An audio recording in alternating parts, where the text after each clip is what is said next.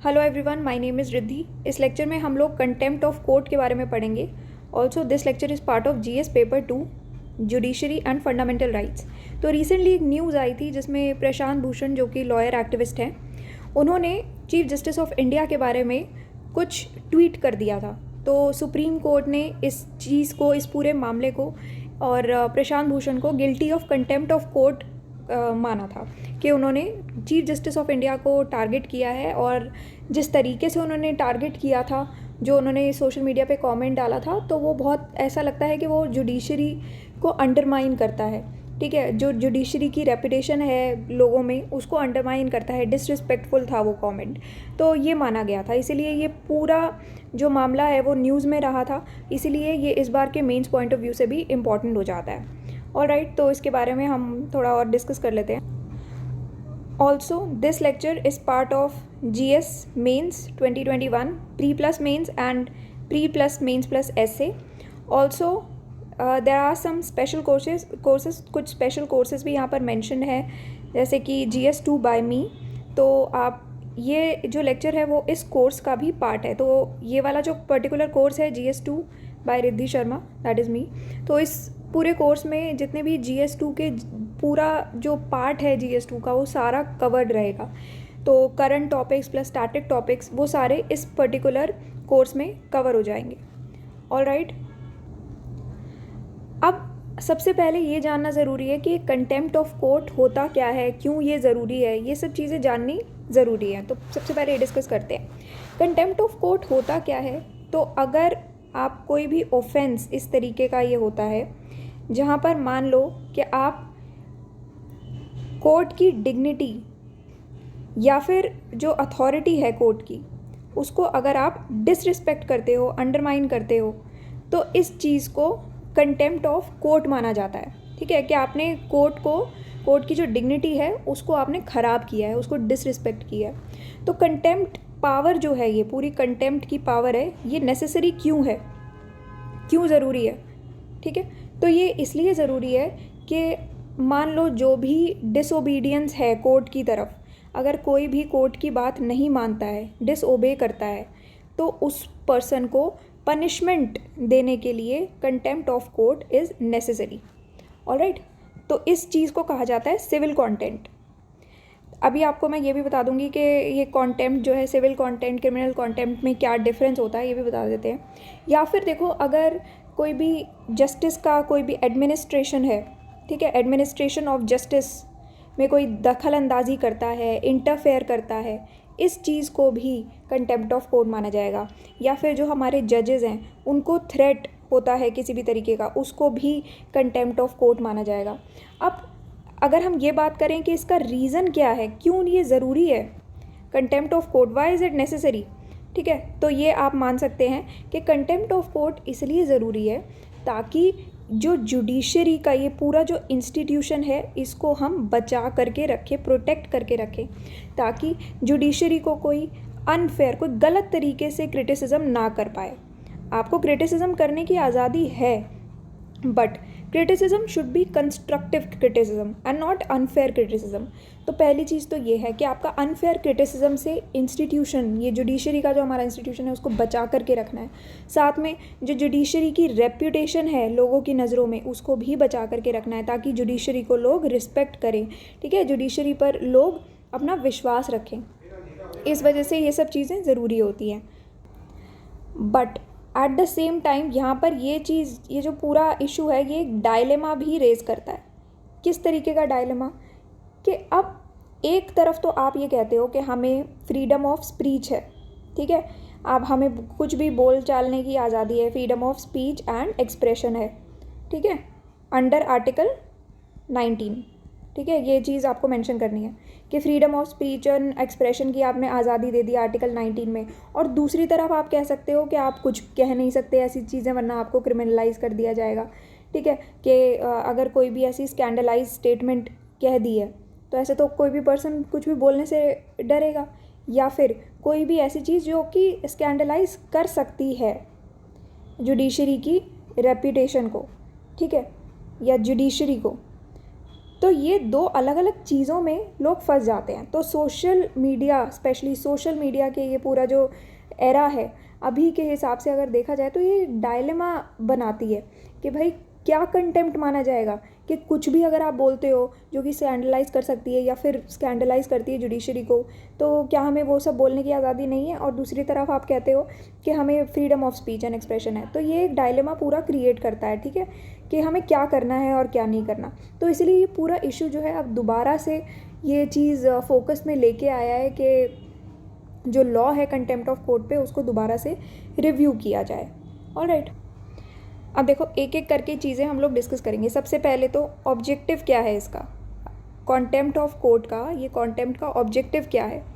Objective इसका ये है कि जो पब्लिक के इंटरेस्ट हैं उनको सेफगार्ड करके रखना। तो सबसे पहली चीज़ तो ये हो गई कि सेफगार्ड करना पब्लिक के इंटरेस्ट को। ऑलराइट, दूसरी चीज़ क्या है कि अगर मान लो कोर्ट की अथॉरिटी जो है उसको वो डेनिग्रेट होती है या नीचे जाती है या डिसरिस्पेक्ट होती है, और पब्लिक का कॉन्फिडेंस जो है एडमिनिस्ट्रेशन ऑफ जस्टिस में अगर वीक हो रहा है या फिर इरोड हो रहा है, तो उस केस में पब्लिक के इंटरेस्ट को सेफगार्ड करना ये फर्स्ट एंड फॉरमोस्ट प्रायोरिटी रहती है। तो ये ऑब्जेक्टिव है बेसिकली, ठीक है, कि आपका पब्लिक का कॉन्फिडेंस जस्टिस सिस्टम में हमारे वीक ना हो। अगर मान लो कोई भी पर्सन किसी को डिसरिस्पेक्ट कर देता है, एक मान लो कोई पर्सन है, ठीक है, उसको अगर आप डिसरिस्पेक्ट करते हो, ठीक है, स्पेशली अगर वो हमारे चीफ जस्टिस ऑफ इंडिया है, ठीक है, अगर उनका डिसरिस्पेक्ट होता है तो क्या उनमें उसी तरीके का ट्रस्ट दिखाया जाएगा या फिर नहीं दिखाया जाएगा? तो ये एक क्वेश्चन बनता है, ठीक है। तो इसीलिए ऑब्वियसली अगर आप किसी भी पर्सन को डिसरिस्पेक्ट करते हो, उसके ट्रस्ट पे, उस पर, उसकी एक अथॉरिटी पे, एडमिनिस्ट्रेशन करने की उसकी अथॉरिटी पे क्वेश्चन मार्क आ जाता है। तो ये एक मेजर इशू बनता है। तो ये सब चीज़ें ना हो, तो ये ऑब्जेक्टिव है, कंटेम्प्ट ऑफ कोर्ट लाया गया है, ये कंटेम्प्ट की पावर लाई गई है। अब दोनों ही, सुप्रीम कोर्ट की बात करें और हाई कोर्ट की बात करें, दोनों को ही ये कंटेम्प्ट की पावर दी गई हैं और कॉन्स्टिट्यूशन से ये दोनों कंटेम्प्ट की पावर डिराइव करते हैं। सुप्रीम कोर्ट के पास तो है ही पावर, हाई कोर्ट के पास खुद की भी पावर है, और साथ में सबॉर्डिनेट अगर कोई कोर्ट पर भी कंटेम्प्ट होता है तो उसकी भी पावर सुप्रीम हाई कोर्ट के पास है। तो सबॉर्डिनेट कोर्ट पे अगर कोई भी सबॉर्डिनेट कोर्ट के जजेस को या कोर्ट को की अथॉरिटी को अंडरमाइन करता है, डिसरिस्पेक्ट करता है, तो हाई कोर्ट उसके अगेंस्ट एक्शन ले सकता है। ऑलराइट, तो ये एक चीज़ होती है। अब एक एक्ट आई थी, कंटेम्प्ट ऑफ कोर्ट एक्ट 1971, ठीक है, 1971 की एक एक्ट आई थी जिसके द्वारा जो प्रोसीजर दिया गया है कि किस तरीके से कंटेम्प्ट में इन्वेस्टिगेशंस चलेंगी, ठीक है, इन्वेस्टिगेशन किस प्रकार से चलेंगी इसमें, और पनिशमेंट कैसी दी जाएगी कंटेम्प्ट वाले मामले में। तो ये सारा जो प्रोसीजर्स है वो सारे procedures contempt of court act 1971 में ये प्रोसीजर्स दिए गए हैं। ऑलराइट, अब आपको दो तरीके के कंटेम्प्ट जानना ज़रूरी है आपके लिए। अब ये दो तरीके के कंटेम्प्ट होते हैं, एक होता है सिविल कंटेम्प्ट और एक होता है क्रिमिनल कंटेम्प्ट।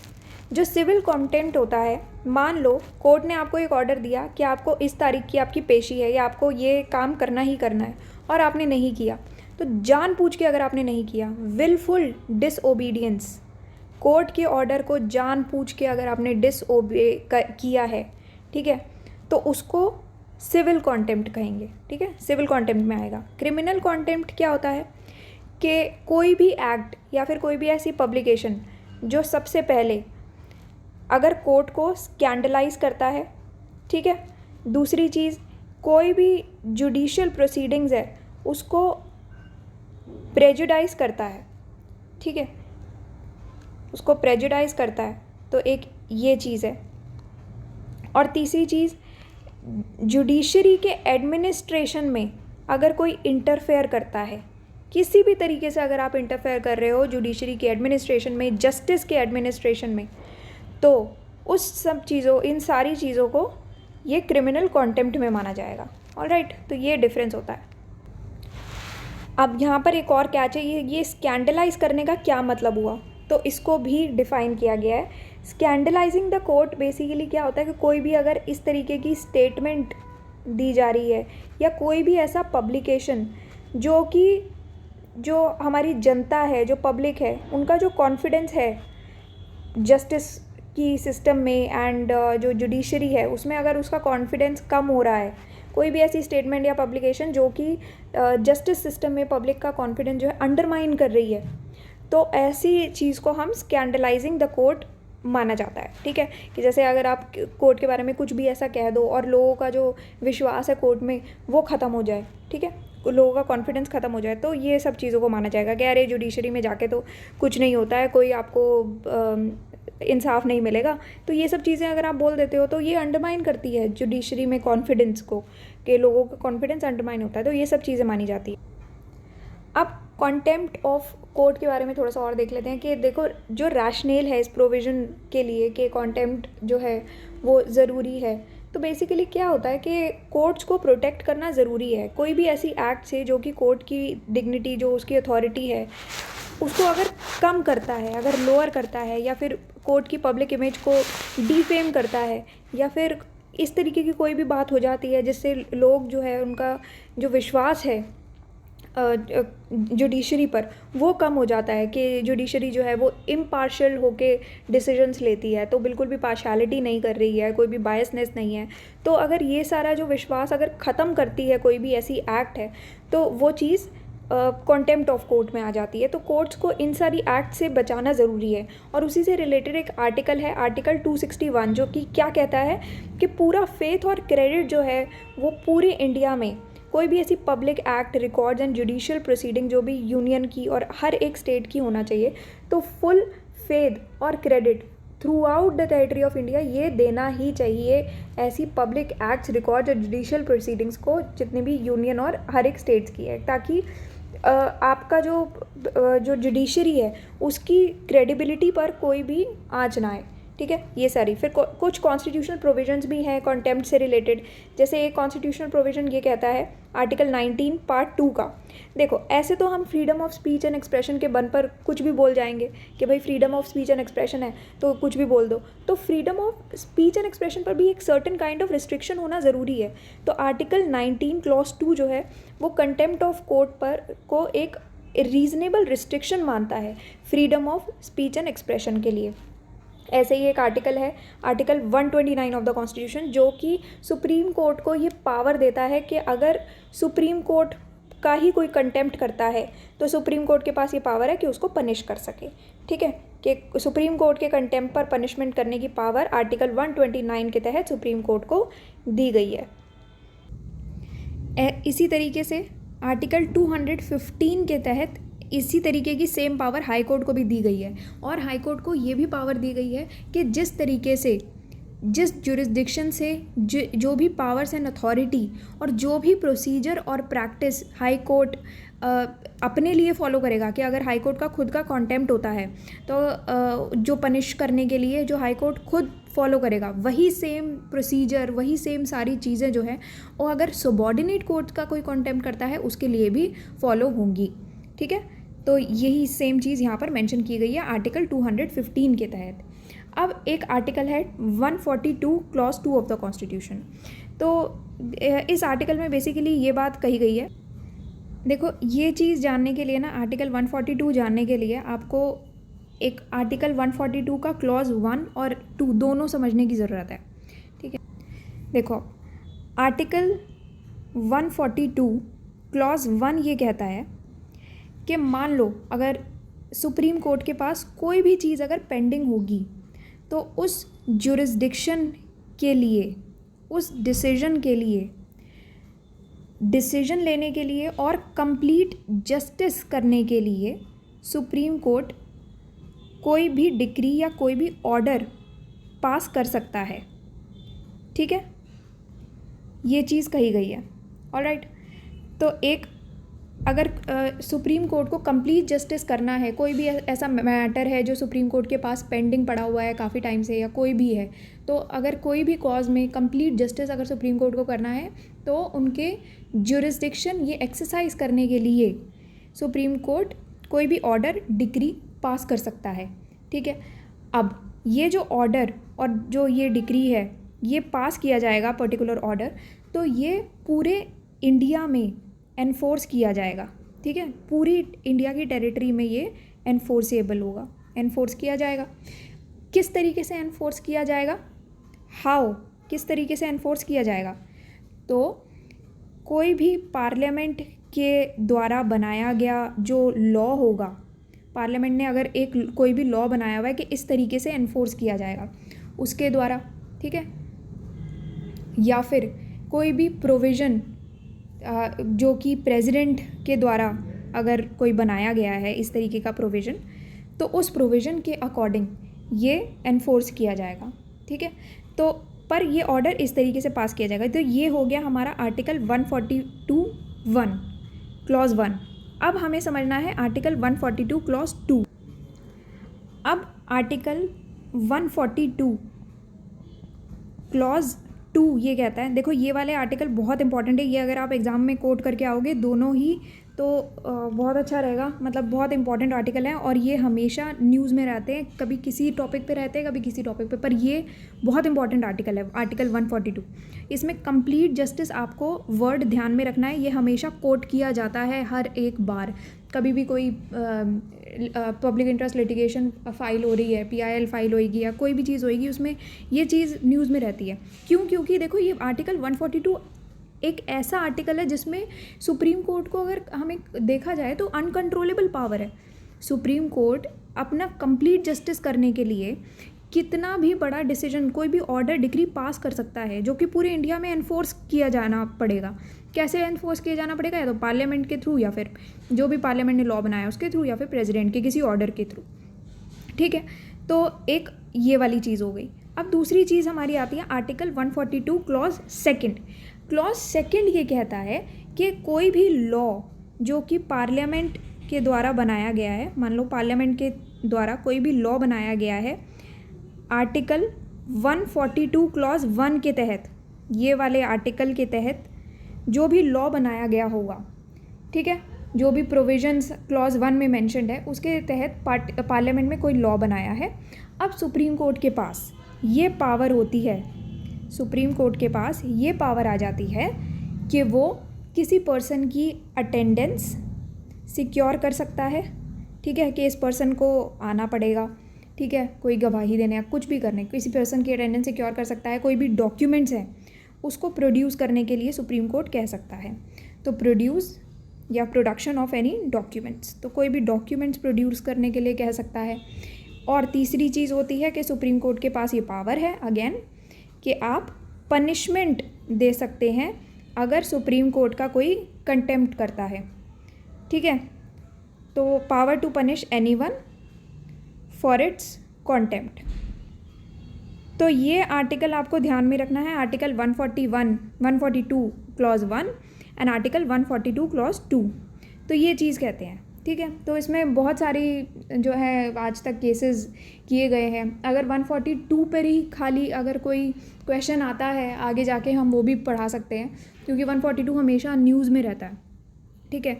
तो नेक्स्ट एक क्लास इस पर भी ले लेंगे आर्टिकल 142 के ऊपर, और इसके अलग अलग केसेस डिस्कस कर लेंगे।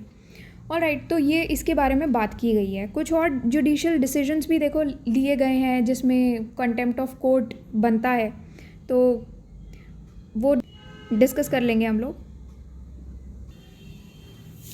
अब देखो कंटेम्प्ट ऑफ कोर्ट्स एक्ट 1971 के बारे में बात करते हैं। तो ये एक्ट जो है वो कंटेम्प्ट को डिफ़ाइन करती है, इट डिफ़ाइंस कंटेम्प्ट।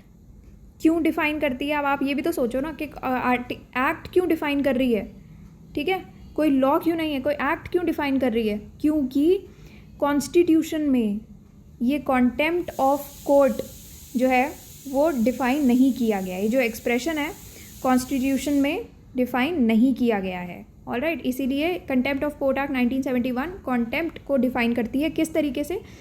ये इसको सिविल कंटेम्प्ट और क्रिमिनल कंटेम्प्ट में डिवाइड कर देती है, जो कि मैं आपको ऑलरेडी पढ़ा चुकी हूँ।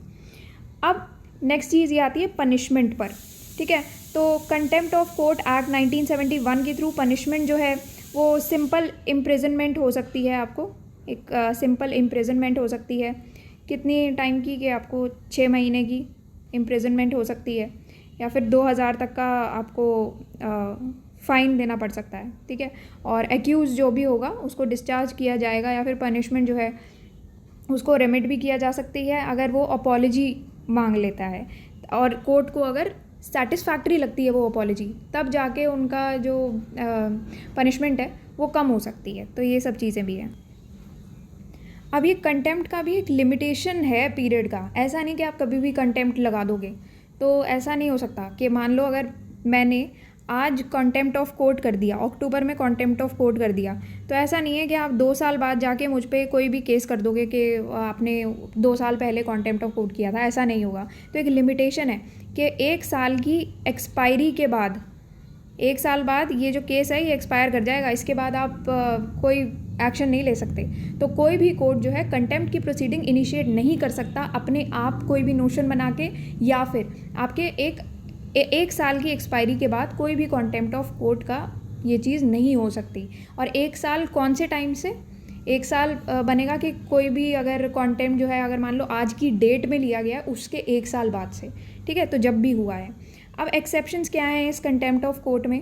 तो पहला ये है कि फेयर और एक्यूरेट रिपोर्टिंग जो है जुडिशल प्रोसीडिंग्स की वो एक होना ज़रूरी है, ठीक है।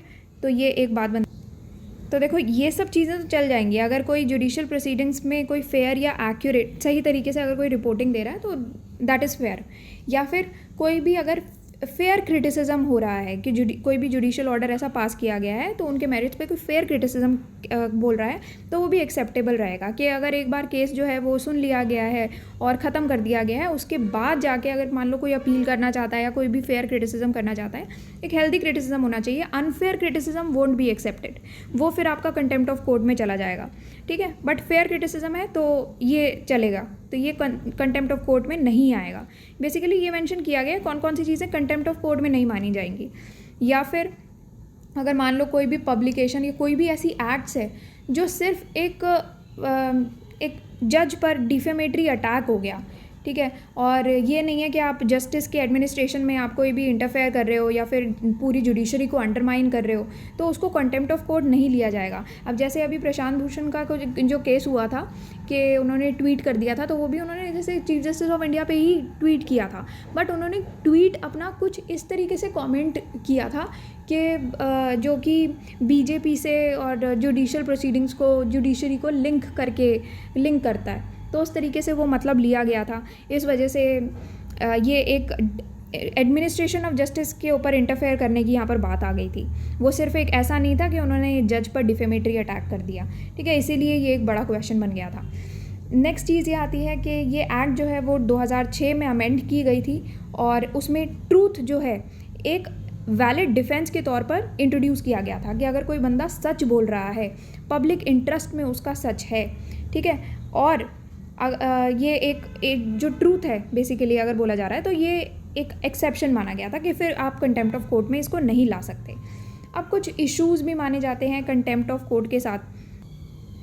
तो सबसे पहला फॉरमोस्ट इशू तो यही आता है कि it stifles with freedom of speech and expression. देखो ये तो कन्फ्यूजन हमेशा बना ही रहता है कि एक बैलेंस कैसे मेंटेन किया जाए कि किस पर्सन ने, इस पर्टिकुलर पर्सन ने कोर्ट्स को और एडमिनिस्ट्रेशन ऑफ जस्टिस में इंटरफेयर किया है, उनकी प्रोसीडिंग्स में इंटरफेयर किया है, या फिर वो अपने freedom of speech and expression article 19 part 1A of the constitution जो दिया गया है उसमें, उसके तहत ही अपनी पावर जो है एक्सरसाइज कर रहा है, ठीक है। ऑफ कोर्स उसमें कुछ रीजनेबल रिस्ट्रिक्शंस रहती हैं, बट ये बैलेंस कैसे मेंटेन किया जाए ये हमेशा से एक इशू रहा है।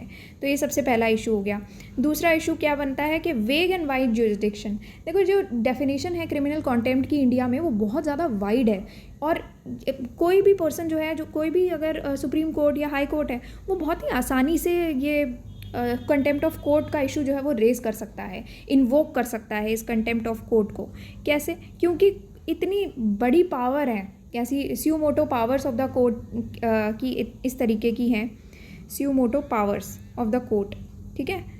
तो इतनी वाइड पावर्स हैं उनके पास कि कभी भी इजीली इन्वोक किया जा सकता है कंटेम्प्ट ऑफ कोर्ट का मामला। अगर इस तरीके की प्रोसीडिंग्स इनिशिएट करनी है तो कोर्ट कर सकता है, ठीक है। तीसरी चीज़ ये आ जाती है कि नेचुरल जस्टिस के अगेंस्ट है। देखो क्या होता है कि फंडामेंटल प्रिंसिपल नेचुरल जस्टिस का भी क्या है कि अगर कोई भी केस चल रहा है तो कोई भी जज जो है अपने ही केस पे नहीं बैठ सकता, ठीक है।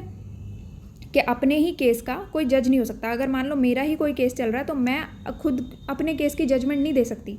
बट ये क्या हुआ है अभी, बहुत सारे ऐसी चीज़ें हुई हैं कि कंटेम्प्ट लॉ जो है वो ये इनेबल करता है कि जुडिशरी जो है वो अपनी खुद की जजमेंट में बैठ सकता है। तो कंटेम्प्ट लॉ ये परमिशन दे देता है। अब इसका एक एग्जांपल है नंदलाल बलवानी केस।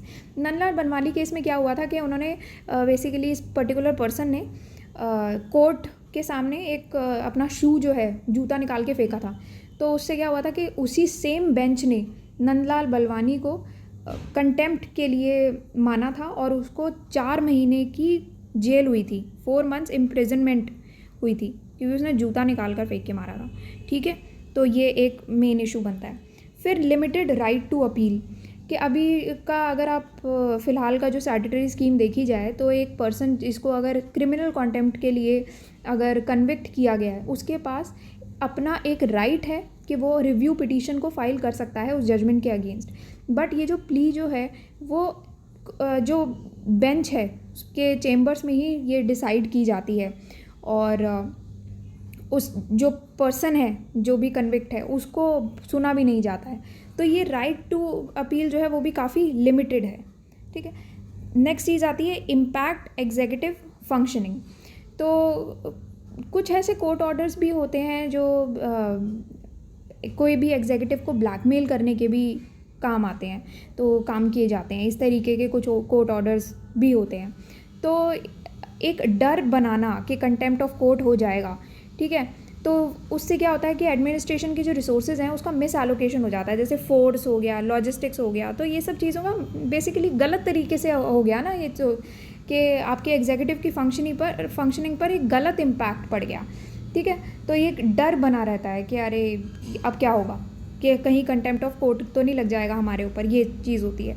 फिर इंटरनेशनल प्रैक्टिस आती है कि जो स्कैंडलाइजिंग द कोर्ट वाला जो ऑफेंस है वो इंडिया में अभी भी कंटिन्यू है, बल्कि ये यूएस, कनाडा, इंग्लैंड जैसी जो कंट्रीज़ हैं वहाँ पर अभी भी अबॉलिश मतलब अब हो चुका है। बट इंडिया में अभी भी ये स्कैंडलाइजिंग द कोर्ट वाला जो मामला है वो अभी भी ये चलता रहता है, ये पर्टिकुलर चीज़। ठीक है, तो ये एक इशू आता है। अब देखो वे फॉरवर्ड में हम लोग क्या लिख सकते हैं। सबसे पहली चीज़ है कि Indian contempt of court laws के मामले में कि इंडियन कंटेम्प्ट कोर्ट लॉज़ के अंडर जो पावर है वो डिस्क्रिशनरी है। तो नेचर ऑफ पावर क्या है? Discretionary. This is the nature of power. ठीक है, तो पावर जो है वो और ज़्यादा डिटर्मिनेट और प्रिंसिपल होनी चाहिए। क्यों? क्योंकि पावर का इस्तेमाल गलत नहीं होना चाहिए, एब्यूज़िव यूज़ नहीं होना चाहिए पावर का, कि कुछ भी लॉ बना रहे हैं अपनी मर्ज़ी से कुछ भी हो रहा है, तो ये सब चीज़ें नहीं होनी चाहिए। ठीक है, तो ये एक मेजर पॉइंट बनता है। देन नेक्स्ट चीज़ जो मेन चीज़ आती है और हमेशा एक पॉइंट बनता है कि जुडिशरी को इन दोनों कन्फ्लिक्टिंग प्रिंसिपल्स पे बैलेंस बनाना आना चाहिए। पहली चीज़ तो ये कि ये फ्रीडम ऑफ एक्सप्रेशन में जाएगा या फिर फेयर एंड फेयरलेस जस्टिस में जाएगा। ठीक है, तो ये चीज़ पे बैलेंस बनाना आपको आना चाहिए कि ताकि लोग ये ना समझे कि अरे यार ये किस में चला जाएगा, इसको कहीं कंटेम्प्ट ऑफ कोर्ट तो नहीं माना जाएगा, या फिर हमारा ये freedom of speech and expression जो है वो हम एक्सरसाइज कर रहे हैं। तो इसके बीच में बैलेंस जो है मेंटेन करना बहुत ज़रूरी है।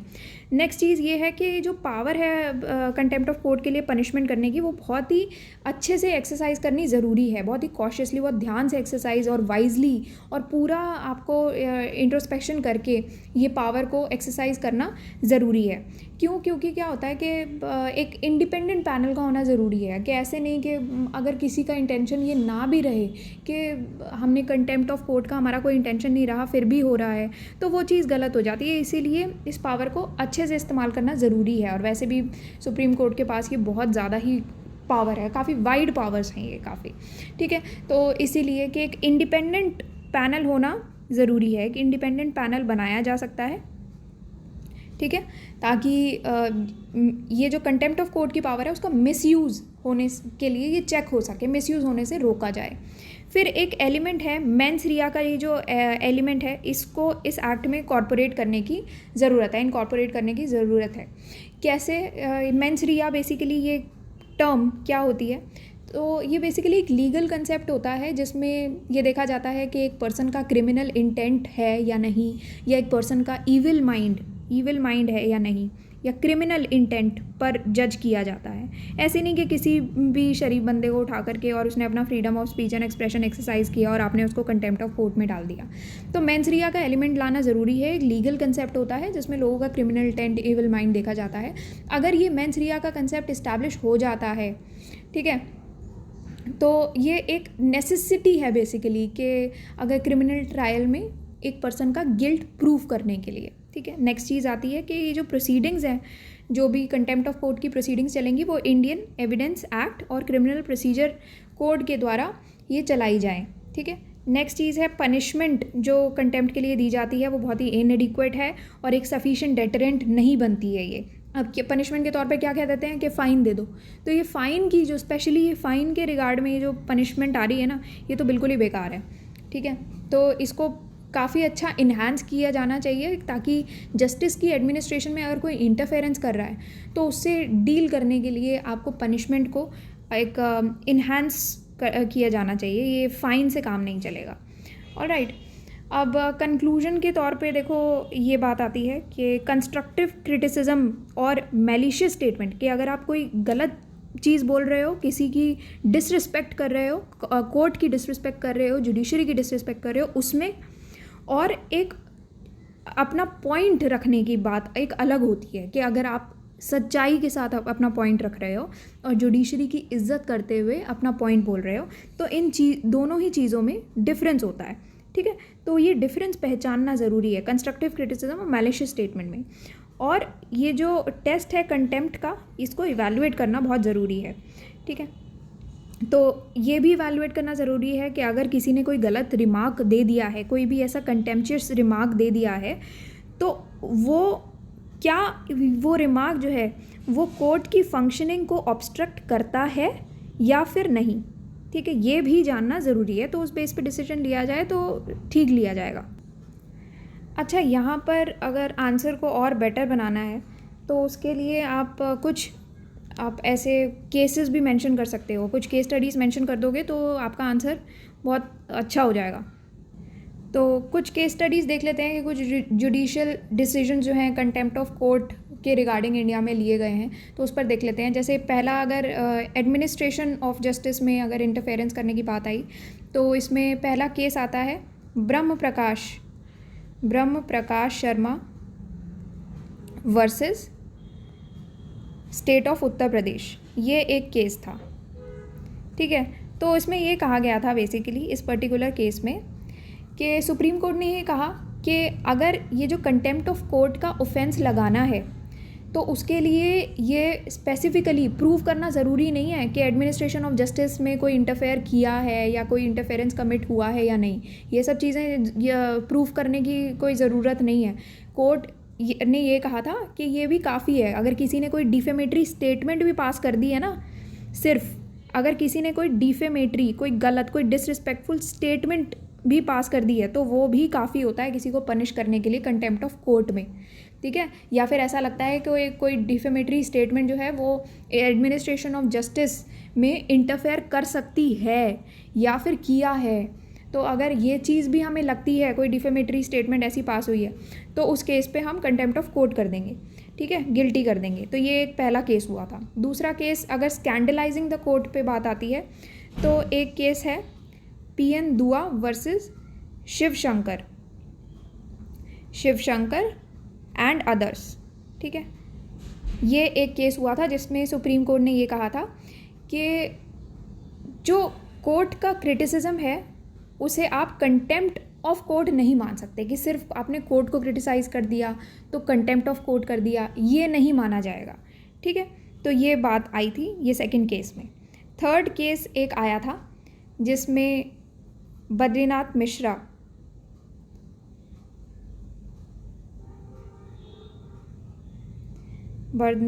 Mishra versus registrar of Orissa, ठीक है।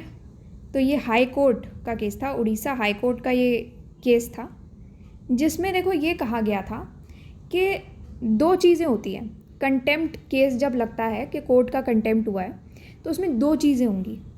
पहली चीज़ इसमें ये देखना ज़रूरी है कि क्या अगर किसी जज के ऊपर कोई आपने कमेंट पास किया है या कुछ भी आपने डेरोगेटरी या कुछ भी ऐसा हुआ है, तो वो जज का एज जज आपने कमेंट पास किया है या आपका जज का एज जज आपने लेकर के बात कही है, या फिर आपने उस पर्टिकुलर जज को एज एन इंडिविजुअल ट्रीट करते हुए वो बात की है। अगर तो आपने उस जज को एज एन इंडिविजुअल ट्रीट करते हुए ये बात कही है, कुछ डेरोगेटरी या कुछ डिसरिस्पेक्टफुल कमेंट पास किया है, तो ये उनकी प्राइवेट रेमेडीज़ में आएगा, ठीक है। ये उनका पर्सनल मामला है, तो ये उनको पर्सनली सुलझाना है, ये उनका प्राइवेट रेमेडी में आ जाता है। और कोर्ट फिर ऐसा कोई भी पावर जो है कंटेम्प्ट के लिए कि एक्सरसाइज नहीं करेगा, ठीक है। तो ये चीज़ कही गई थी, ठीक है। तो ये कुछ केसेस हम लोगों ने डिस्कस किए थे, तो ये आपके लिए ध्यान में रखना ज़रूरी है। अगर आप ये केसेस को आप नोट कर सकते हो, इसको आप अपना नोट्स बना सकते हो इसके, तो ये इम्पॉर्टेंट हैं कुछ पॉइंट्स। एंड वेबसाइट आप विज़िट कर सकते हो, ठीक है, www.redeferedu.com, this is our website. तो यहाँ पर जाके आप अलग अलग कोर्सेज देख सकते हो, कुछ स्पेशल कोर्सेज भी हैं एंड कुछ मेन कोर्सेज हैं।